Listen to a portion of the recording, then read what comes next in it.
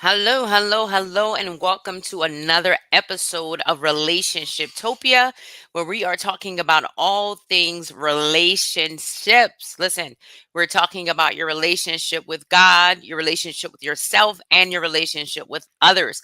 We strongly believe that in order to have healthy, sustainable, and thriving relationships with yourself and with others, that first relationship with you and the Creator, the Father, has to be solidified. It has to be intact. So we are getting into another episode of the series called The Psychology of a Man.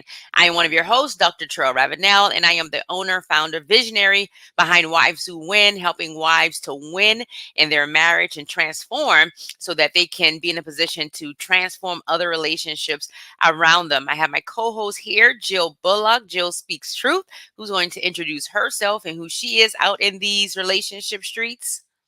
Hey to everybody who's listening live, going to check us out on the replay via Spotify or other social media channels. Super excited to be here. And what I'll tell you about myself is really just passionate about one, helping people to identify and speak their truth, and helping you to really just transform your life in the four core areas. And we do that by renewing your mind so you can transform your life. And all of that, what I find is that as you grow personally, it just propels you into your life calling and assignment. And I help usher you through that process through your story, oftentimes through authorship and coaching. So let's do this. Let's have this conversation. As Cheryl mentioned, the foundation of what we do is about relationships. And we often talk about our relationship pyramid, which we're not going to go into today, but just know that there's a whole thing, and the foundation of it is God. And then the middle is the relationship with yourself. And then at the top is relationship with others. And so today we're going to kind of hit into that relationship with self from a man's perspective to some degree, but it also definitely buck up against our relationship with, what's going on internally with a man. Definitely impacts their external relationships with the woman in their lives, or really plural, women in their lives, to include their wife, girlfriend, and or mother. Absolutely. All relationships matter. All Right, girl, relationships matter. that's a hashtag right there. Relationships matter. So the last three episodes, Jill, we talked about the emotional expression of a man and how men express themselves different than women. We, even quoted a few of the books. Men are like waffles, women are like spaghetti. Men are from Mars, women from Venus. We kind of talked about some things from those books and perspectives and things of that nature. We've also talked about some of our own experiences and all that great stuff. So we've talked about the expression of a man. We've talked about how men are brutally honest, and we have to be in a position where we're ready to hear their truth. How men need bro time and they need alone time and so many other things. So we're, like I said, we're wrapping up this series because we've spent a lot of time, and we can talk about this forever, honestly. I mean, we could talk about this for the rest of the year, honestly, because there's so much to a man as there is to a woman. And as you were saying, Jill, when it comes to the men and how they are, that affects us. And so the same for us, how we are, it affects them. So regardless of the two spectrums, they both impact the relationship entirely. And something I often say is that married couples, when they go through problems and issues and things of that nature, it is not that the marriage is the problem, it's the people that's in the marriage. So the marriage is perfect in itself. The entity and the relationship in itself of marriage, of what God has established it to be, the bride in Christ, man and woman, that is a perfect entity that was established since the foundation of the earth.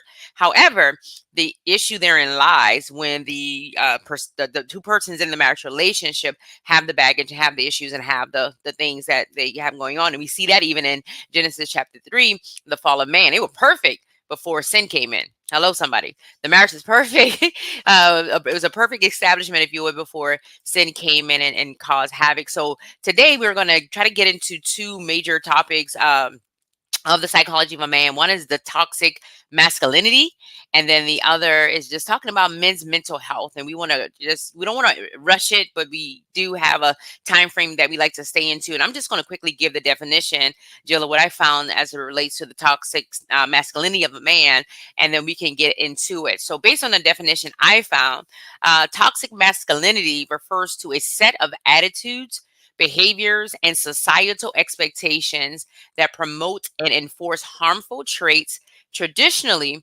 associated with masculinity. These traits often include the suppression of emotions, aggression, dominance, and the devaluation of traits considered feminine. So if a man is, acting what we may consider feminine or soft and things of that nature, toxic masculinity can't talk today, can lead to behaviors that are harmful to both men and those around them, which that will include us, right? Us, our children, and things of that nature. And that perpetuating stereotype and limits individuals' ability to express themselves authentically. And I would say the reason for that is because they're trying to live up to the status quo, if you would, of what a man should look like. So they engage in that aggressive type of behavior. And this is not all inclusive. This is not every man. So we're just talking about a category. If your husband, the men in your life fall in this category, then that's who we're talking and discussing today. And we want to provide some type of solution. So they come off aggressive, they have controlling type of behavior. They may even suppress emotions and avoid seeking help when needed. And all of those things, those acts are very dangerous because they never get the help and the support that they need, and they continue to negatively impact those relationships. So we talked about the definition of that. So let's talk a little bit about that impact, Jill, and some other things we can get into as it pertains to toxic masculinity. Wow, you said a mouthful. One thing I want to just kind of dive more into is dealing with the suppression and of emotions, which is very, very too common, too common. And I know there's so many theories and things that's said about it, and I'm sure even studies. But one of the common, I won't even call this theory. One of the common things we know is they talk about how when boys are kids, that a lot of times they're reprimanded or otherwise discouraged from showing emotions.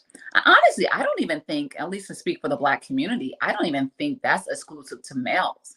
I just believe as Black people, we have been groomed and rebuked, if you will, anytime we may show emotions, especially when we got discipline from our parents. And again, maybe I'll look into this. I'm sure I'm looking into this as time go on because I've been talking about this. I believe it goes back even to slavery, and sometimes I'll be like, oh my God, why are you going back there? But hear me out.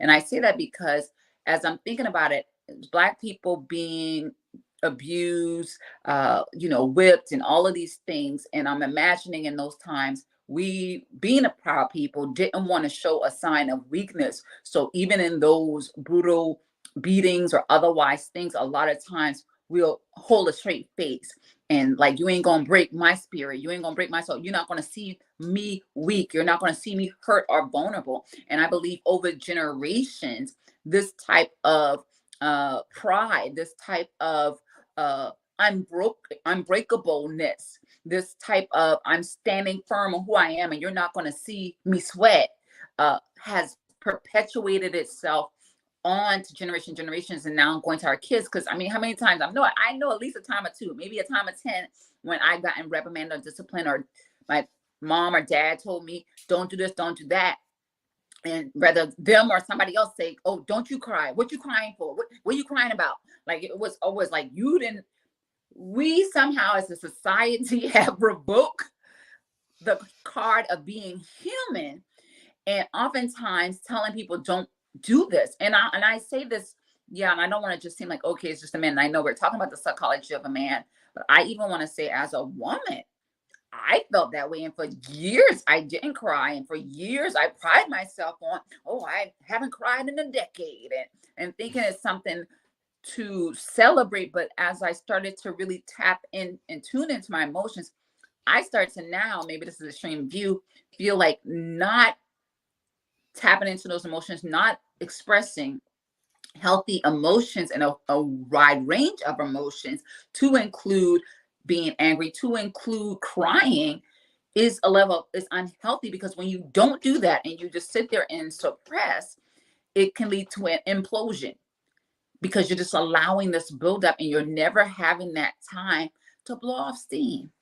And a lot of times that's where men get caught up in going into these getting into certain sex addictions and things like that, trying to offset what they're not able to express. My pastor says it this way: too often men are so accustomed to only expressing emotions above the neck and below the waist. And if you take somebody who's not even expressing them below the neck, which means through frustration, anger, and all the things, their own, the only outlet they have is below their waist. That is a dangerous place to be. Absolutely. You said something key about that suppression, and I have some statistics actually that speak to that, because when the emotions are suppressed, and this is for men and women, not just statistics, this is male statistics in particularly, but to your point, when emotions are suppressed, then there's automatic negative impact at some point, right? Because you can bear so much. It's like fire, within. It's like you're unable to control something that's actually going to be a combustion, if you will use the word imploding. So if you're trying to, I think of a pressure cooker. That's what I think about. That's what came to mind, like a That's pressure good. cooker. You have all that pressure built up, and you, at some point, you have to take the lid off. Even the pressure cooker, it'll keep going and making all types of noise before it, probably burst open, or just do something to your food.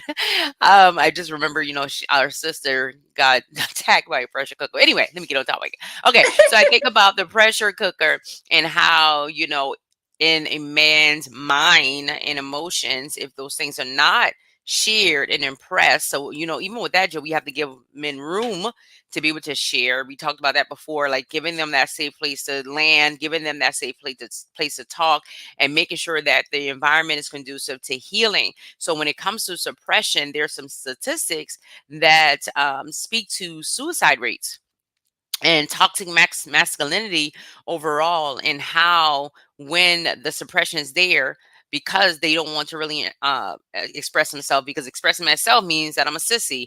I even saw a clip on Facebook or something one time, and there were some men in a barbershop, and they were talking about, we don't go to therapy, we don't talk to therapists, I don't need to talk to anybody about my problems. And I've heard men say that, mainly men say that. I've heard my client's husband share that same sentiment about how they don't want to talk or need to talk to anybody. And that's an absolute lie. So when we look at statistics on male suicide rates and toxic masculinity overall, according to the World Health Organization globally, men are more likely to die by suicide than women. The suicide rate among males is consistently higher in countries including the United States, United Kingdom, Austria, Canada. And in the United States, men die by suicide rate at about 3.5 times higher than women. Suicide is the second leading cause of death of men aged 10 to 34, and the fourth leading cause of death for males aged 35 to 44. Studies have also shown that societal pressure to conform to traditional masculine norms, that's getting into suppressing, how they really feel and how they really think, which include stoicism, emotional suppression, and self-reliance, can contribute to men's reluctance to seek help for mental health issues. Men who adhere strongly to these norms may be less likely to seek support or talk about their struggles, increasing their risk of experiencing mental health crisis, including suicide ideation. So it's a real thing. We look at these men and we feel like they have everything intact. They may have a great job, they may have a family, they may have the ideal house, and on the outside, right? They on the outside, everything may look well, because they're putting up this projection of, I am a man, and this is what a man should look like. This is what a man should do. This is how a man should be. And as women, we feed into that, because that's what we also were taught. If you're not doing this, you're not a man. If you don't look like this, you're not a man. If you don't act like this, you are not a man. So there's so many false narratives and so many things that we have been fed through our environment, through our lived experiences, through social media, that also has us in a place where we're not particularly always supporting our men and helping them to be their authentic self. You're muted. You're muted. You said a lot, and I was writing some notes, and This may be extreme, but I'm going to speak what I feel like is my truth. Um, I want to say to all the men and everybody that's watching this on the my voice that it is okay for men to cry. It is even okay for men to get angry. Men and women alike. The word of God says, be angry and sin not. So we can get angry, and I believe it's healthy too. And I believe the opposite is also true. I believe it is unhealthy to never cry. I feel like, or to rarely cry once every decade, or I feel like it's not healthy to get angry only once every decade, because somehow when we take off these emotions that may be kind of extreme, or on the the outside, what do you call it, outliers, if you will, then we're taking away our right to be human. And I heard it said this one way: permission to feel is permission to heal. Permission to feel is permission to heal. So I just want you to know that, like, I don't. This is a cultural thing that we need to break off, because it's limiting us and it's hindering us from healthy emotions. It's giving a false shame around crying, and this false shame around even anger. We just get to learn how to acquire healthy confrontation skills, because the truth is we're not always going to agree. There's going to be difference of opinion, and that is okay. That don't mean just because somebody's opinion is different than mine don't mean they're right, I'm wrong, or vice versa. And it doesn't mean that I can say, okay, you see this a little differently than me. I respect your opinion, I understand where you're coming from, and still say that and be still in full alignment and agreement with what you believe, which is different. Like, we got to get to that place. I don't know, and I don't want to go on a tangent about it. But you also mentioned a couple other things like stoicism and the self-reliance. And I see that and that's good, but we got to stay away from the extremes, right? We want to stay away from the extremes, because nobody in this world, even from the beginning of time, God said that it's not good for man to be alone. And a lot of times we limit that context, because it wasn't a context of a relationship where God then had Adam go to sleep and brought forth a woman from his ribs. However, I've seen many theologians, at least one other theologian, who said that that's just not limited to that type of relationship. It's just about not walking this life alone and being in partnership and being in community with other people, and not feeling like you have to be um, isolated. Again, I just feel like all of that is not how we were created. We were created relationally, right? We being created from the rib of Adam was relationally, we were built. And it goes both sides.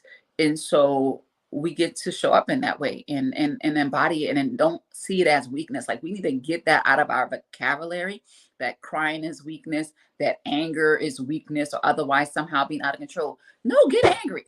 And I've been saying this. I want people, I appreciate when people express different emotions and their frustrations, because now you're getting to the heart of it. We just get to do it in a way that we don't have to annihilate, disrespect, disregard, or dismiss the other person.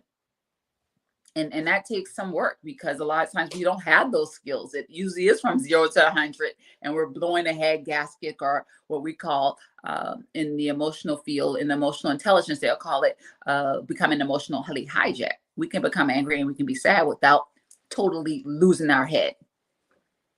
Absolutely. Be angry and sin not is what the Bible says. Even Jesus got angry when he went in the temple and he turned over the tables because those folks were gambling and stuff, right? So you can express anger and all these emotions God gave us.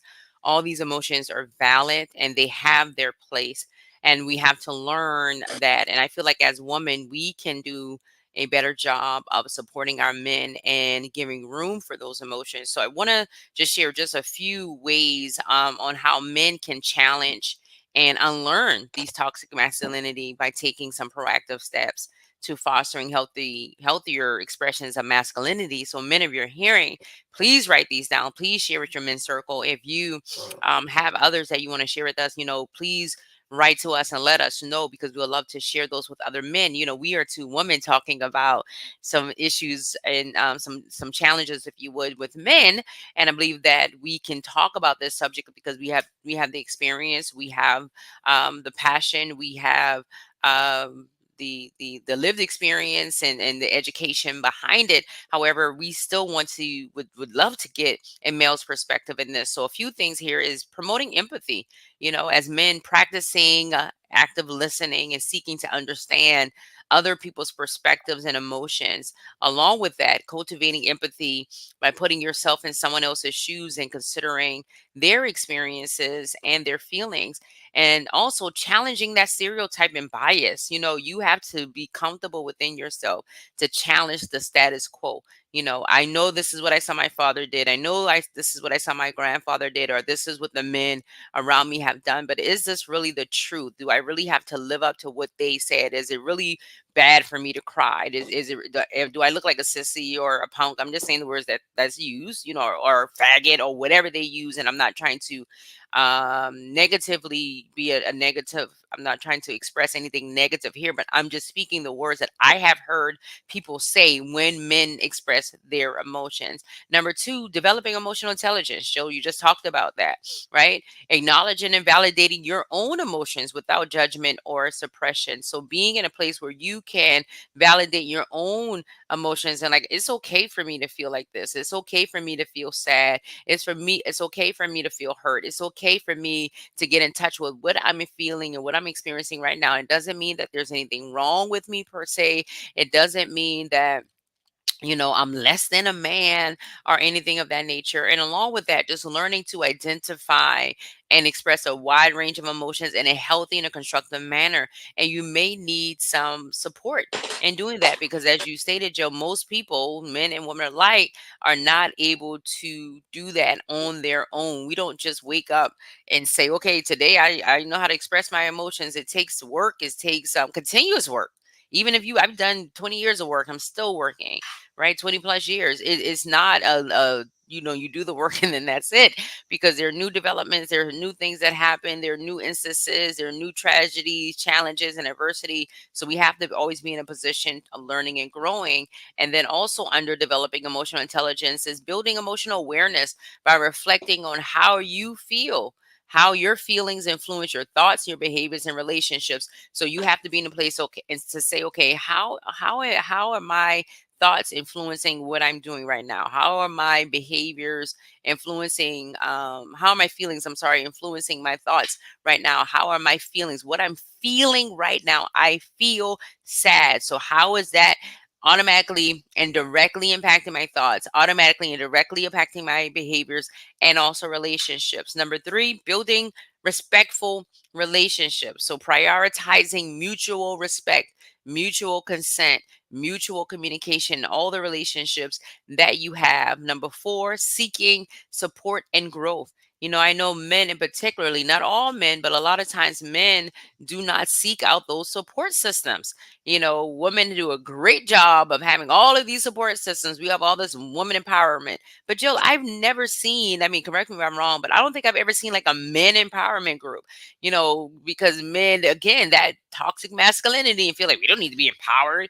We can just, talk on the slide. No, yes, you absolutely need to be empowered. Empowered is basically you're empowered to do a thing. You have the power to create, you have the power to speak, you have the power to feel. So men absolutely need to be empowered. So you have to seek those supportive roles and those supportive relationships, so that you can grow and evolve, and don't feel that just because you have a great job or just because you take care of your family, you're the provider and protector, you have done your due diligence, because that's not the absolute truth. That is part of it. Yes, absolutely. Thank you all the men out there that are taking care of their households, that are providing, that are protecting, that are showing up for their children. However, that's not the end goal. That's not it. You still have to grow and evolve as a man. And then number five is just being a role model, right? So leading by example, by demonstrating healthy expressions of masculinity in your own life and in your own relationships, and challenging these traditional gender roles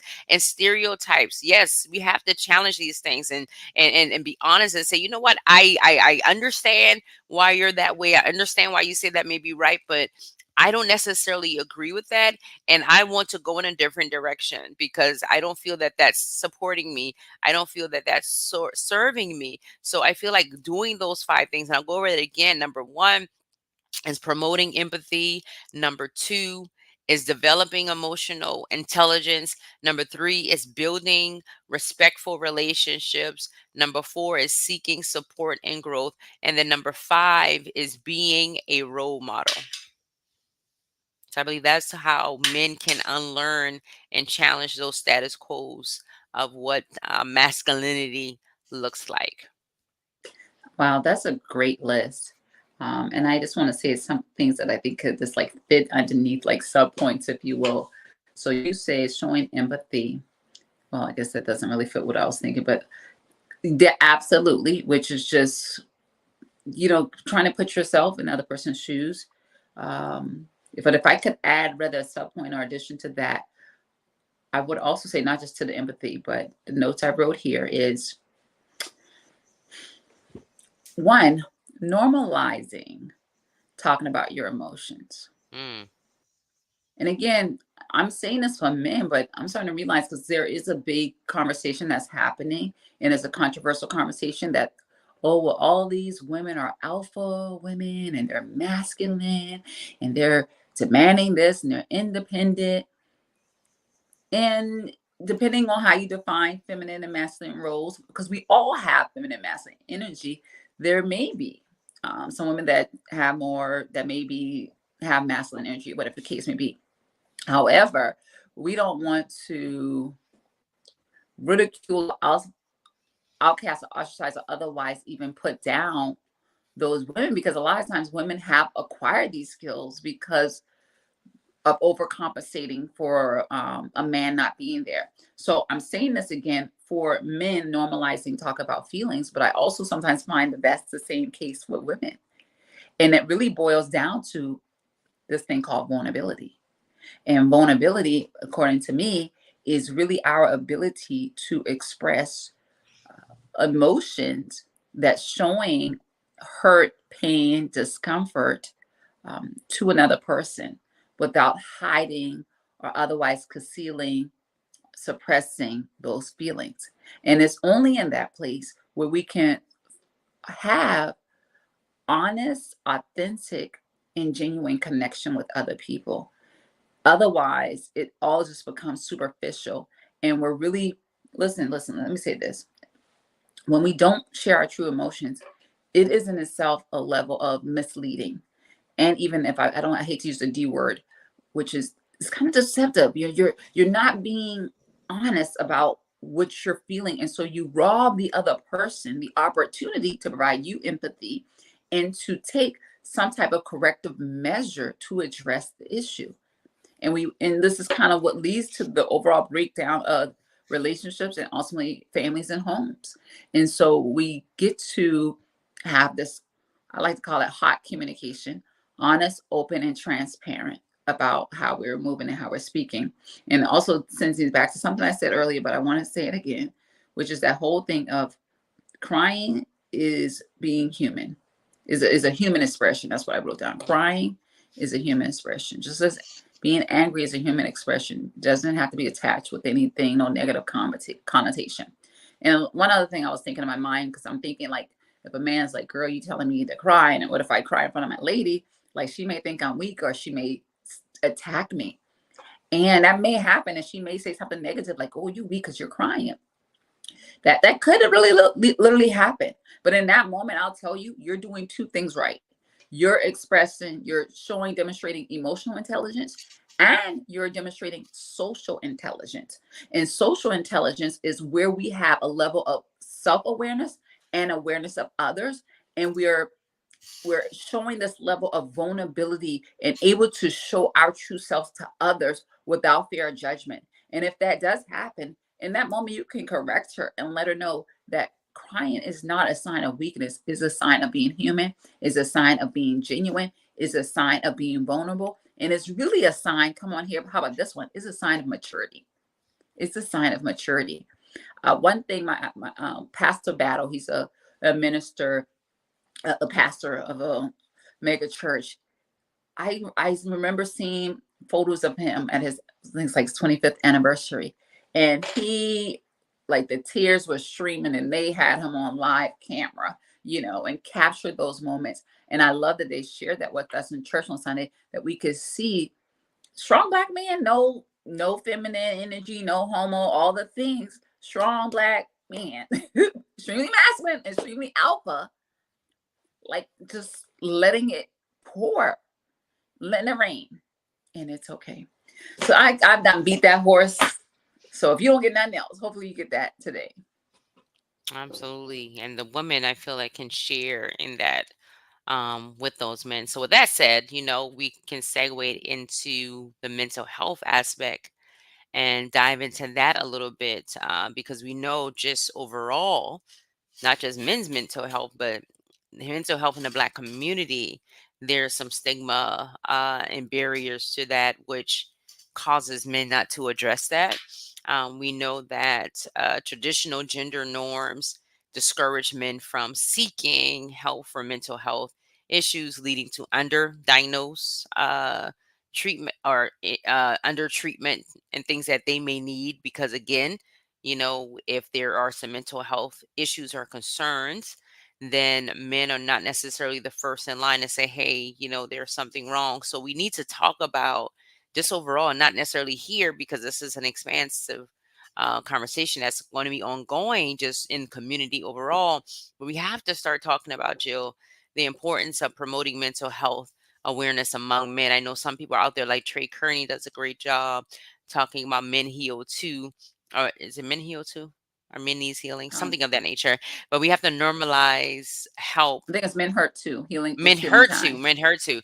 Normalizing help seeking behaviors and providing some support networks for men openly. And again, I feel like women, we can do a good job of that. And instead of looking at them as, oh my God, what's wrong with him? To saying, okay, oh my God, how can I support you? Right. So there's the stigma and the barriers that come with that. That if men are seeking mental health, then that means that they are weak. That means that they are vulnerable. And guess what? They might be in that moment. We all experience weakness, right? The Bible says we all fall short. We all experience things in this life, and we only are able to overcome by the word of our testimony. We are only able to overcome because the Lord is our shepherd, and we shall not want. So we have to begin highlighting these societal norms. And I used the word stoicism before, but basically that's you enduring pain and suffering and not showing any emotion. You're just like, well, I'm hurting, but I'm not going to let anybody else know that I'm hurting. I'm not going to give off the impression that I'm hurting because I am the man. Really, I mean, I hate to say it, but that's like a coward move, honestly. And it doesn't promote any healing. It doesn't help your relationships. It doesn't help you at all. So we want to try to break down or break away those barriers when it comes to the mental health aspect and why mental health is important. So my friend once said, if other parts of your body can get sick, you can get all types of diseases and illnesses, diabetes and hypertension and all these other things. Why do we feel that our minds cannot get sick? Why do we feel that our minds cannot go through a period where they need some support or need medication? So we have to change the way that we think. The Bible tells us in Romans 12 and 2 that we have to constantly renew our mind. I think about King Hezekiah, who lost his mind. I don't know to what degree and that happened, but there was a period where he did. There's a period where David experienced anxiety and anguish and depression. There was a period where even Job experienced depression and oppression and things that he was experiencing. So, experiencing these things because of travesty, because of what's happening in the world, because of what's happening in your life is normal. It's okay. We can't plead the blood of Jesus over everything and we can't just pray it away. Many times we have to deal with the issue at hand so that we can get better and get well. So I say to you, men, many times you have to deal with those issues at hand so that you can get better, you can get well, because there's so many factors like race and sexual orientation, social economic statuses.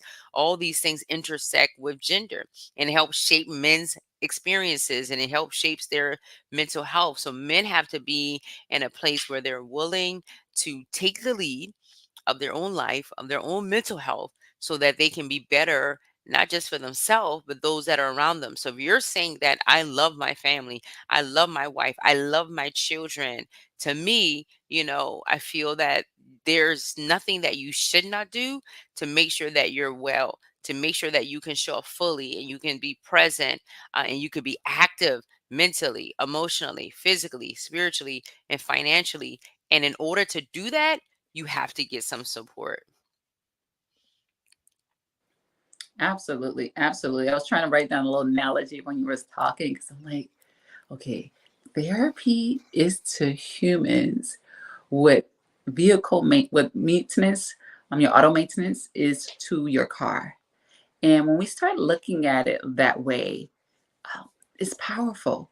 And one of the powerful things about therapy is that we do get a chance to talk about our feelings where, like we said, a lot of times there's not that place.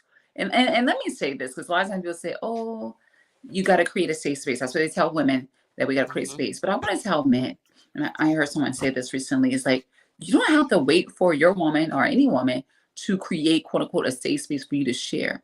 You get to share your feelings and your emotions. And if the response that you get is inappropriate or otherwise not fitting in that moment, as the leader of your home, as a leader in your marriage and your relationship, you get to correct that response if it's one that's not fitting for the situation.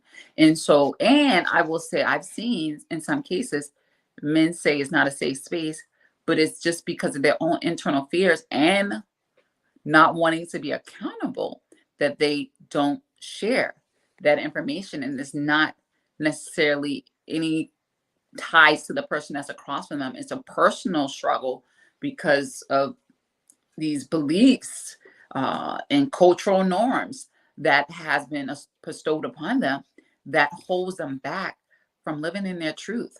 And let me tell you, a lot of people like to run around, oh, I want to be happy. I want to be happy. I want to be happy. Mhm. That's cute. But God revealed to me this formula about happiness. Since we want to talk about happiness, what it is, first of all, you can't have happiness without freedom. And you cannot have freedom without the truth. Think about it. That's biblical. The word of God says that the truth will set Mhm. you free. And it's only through speaking your truth and expressing your truth can you experience freedom. And once you have the freedom, then you have an opportunity to pursue happiness. You can't Absolutely. you can't skip over freedom, and you can't get to freedom without the truth. So sometimes people find themselves in their own bondage because they're afraid of their own truth. And because a Mhm. lot of times it's false shame, false guilt, all the things. And again, when you do express yourself and somebody do not receive you or their response is inappropriate, as the man leader, and even, you get to rebuke that person. And if it's a woman on that side, because I know we got a lot of women that's listening to this, if you express yourself and your husband says or whatever, oh, you're being too sensitive or this and whatever they may say, you can say, I'm not being sensitive, I'm being human. And I'm just expressing how I feel. And, I'm not looking for no response. I'm not trying to manipulate or otherwise the situation. I'm just right now having a human moment. Yeah. I'm just having a human moment. And in this moment, I would love for you to let me know if you understand where I'm coming from. Perhaps you understand my pain. You understand how this could make me feel a way. Would be greatly appreciated. We got And to we teach and each other how to change, treat people. right. You have to Say again. change. You have to change the way that we have been used to, as far as the expression part. So that's going to take a lot. Listen, this is going back to I don't know, centuries. I mean, this is going back to eons of time This is not something that just happened today. This is breaking the status quo, breaking the norm of what we thought, what we feel. And this is going to take a long time. This is breaking the mold, really breaking the mold and challenging these areas when it comes to men, when it comes to who they are, what it comes to what we expect from them. And sometimes I feel that as women, we can expect too much because they are the man, right? So the last thing I want to say, Jill, and I'll let you drive it home, is I really want to encourage both men and women alike, because if there's a man in your life, whether it's your son, whether it's your, husband, friend, a male friend, or things of that nature, I want to encourage you to prioritize self-care, taking care of self. And what I talk about that, I'm not just talking about go get, a massage and go get a pedi if that's what you're into and things of that nature and have a bro time. I'm talking about seeking professional help when needed. I'm talking about checking in with yourself mentally and emotionally. Really start looking at the patterns of your life, the patterns of your relationships, and seeing if you are pleased with that. Are you pleased with the outcome of your life? Are you pleased? And be honest, right? Are you pleased with the outcome of your relationships? Are those things really serving you? And are they really adding value to your right now and also to your future? And on that, also checking in on the other men in your life, on their mental well being, to see how they are doing, checking in with them, like, hey, what's going on with you?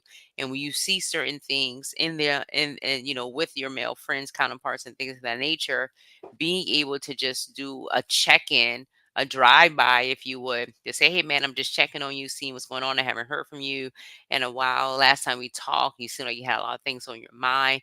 Is there anything I can do to support you? Is there anything I can do to help you, and to start being comfortable in that space, in that support factor? So those are the things that I would leave with as it pertains to this topic. Absolutely. I love all of that, sis. And what I would end with is think about, like we're saying, all these things is part of your mental health maintenance. And the question I came up with that I want you to ponder and think about, at least, if not ideally daily, what have you done for your mental health lately? So if you're What not have talking you to a done for therapist, mental health lately? come on, exactly.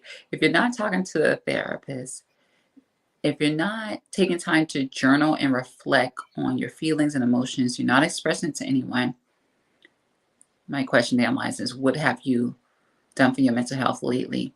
And for those who are in relationship, even if you have taken a step to do some type of counseling and or journaling, first I celebrate and applaud you because those things are really important.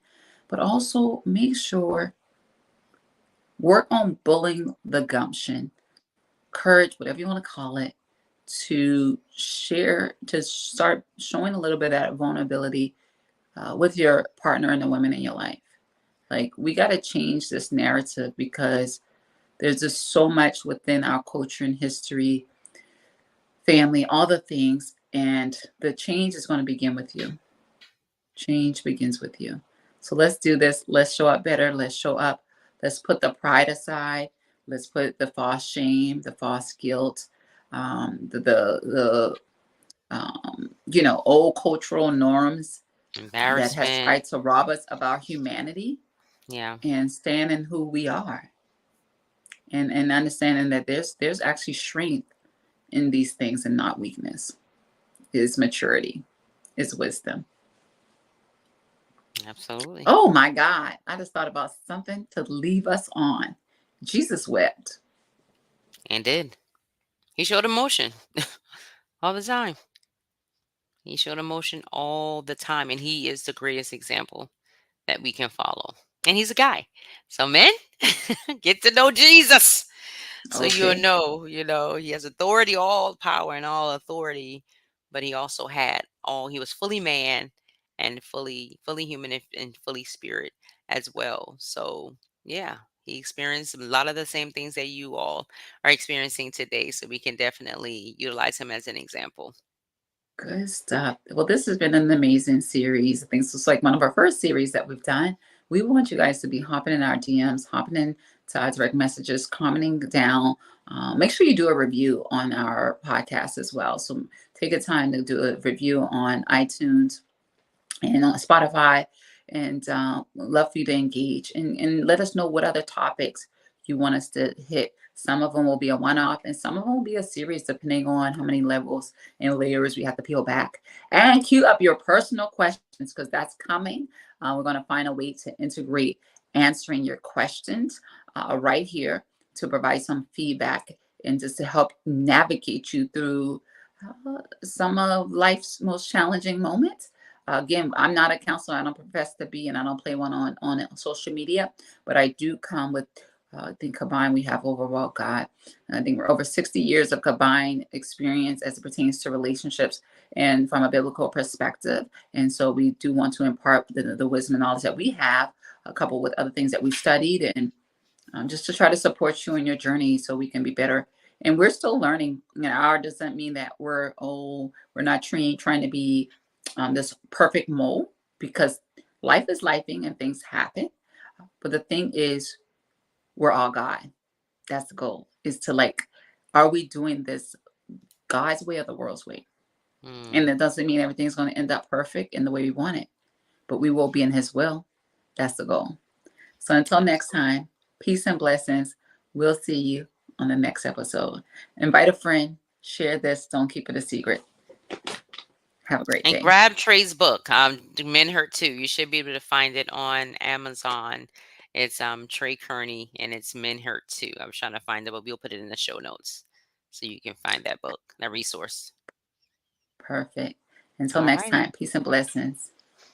Have a good one. Bye bye. Bye bye.